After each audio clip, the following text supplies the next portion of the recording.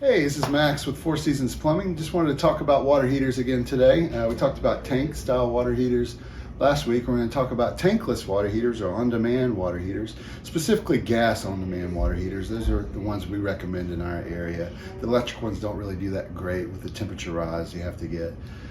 So anyway, some of the pros of having an on-demand water heater, the efficiency is a big one. A lot of people like that because they are really efficient, and when you're not using it, you're not heating water. With the tank water heater, if you go on vacation, you're still paying to keep the water hot. Whereas with the tankless, they don't, if they're not on, they don't use any gas, so you're good to go. They really do great for like vacation rentals and where houses can sit a little bit without people in there. Another pro is endless hot water. So yeah, it's gonna work as long as you take a shower, so you can take extra long showers. And that actually kind of is one of the things is we install some of these things and they want to they're doing it for the efficiency, but then they all realize they can take longer showers, so they don't end up saving much money, but they end up enjoying a nice long shower. So that's a pro. Space savings is a big pro. They're definitely a lot smaller, so if you've got a shortage in storage, it'll open up some storage space in your mechanical room. Another pro is the length that they last, how long they last. So most of these tankless water heaters have a 10-year warranty on their heat exchanger, where the tanks typically have a 6.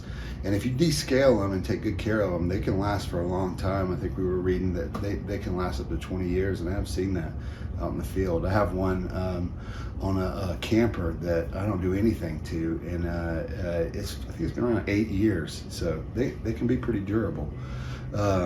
Cons with the on-demand water heater, the big one is the upfront cost, especially if you're converting over from a tank style water heater to a tankless. It's going to cost a little bit more money than just switching out with a tank style. Also the gas demand, it's a higher gas demand, sometimes 3 to 4 times as much gas demand on them, even though they're not using as much. But when they do fire up, they use a lot more when they are working. So you have to upsize the gas piping 9 times out of 10 when you're converting it, and that raises that cost. Another one's maintenance. They really, like water heaters, you should flush them once a year, but if you don't, it's not that big a deal. And I know I said I didn't do anything to mine on my camper, but I don't use it that much. And if I use it a lot, it would probably shut down pretty soon from scale buildup and stuff like that. With that heat exchanger, you need to descale it once a year, and that can be kind of a costly repair to take care of it. But if you do take care of it, they will last a long time. Another one is repair cost.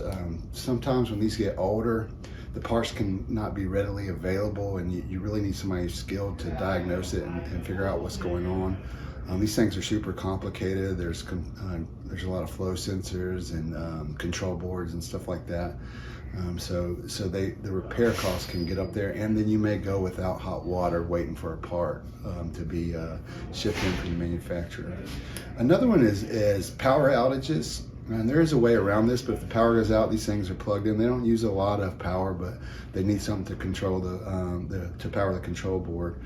So if you have a power outage, you won't have hot water, but you can put a battery backup in, and you will have hot water during a power outage as long as that battery backup is functioning.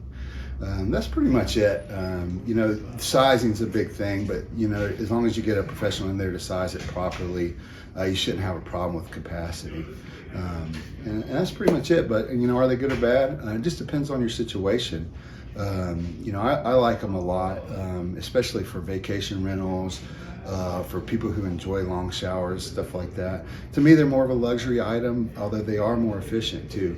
But it's just really what your preferences are. So if you have any more questions, feel free to give us a call. We'd be happy to come out and kind of assess your situation and see what's best for you. Thanks a lot. I hope you have a great day.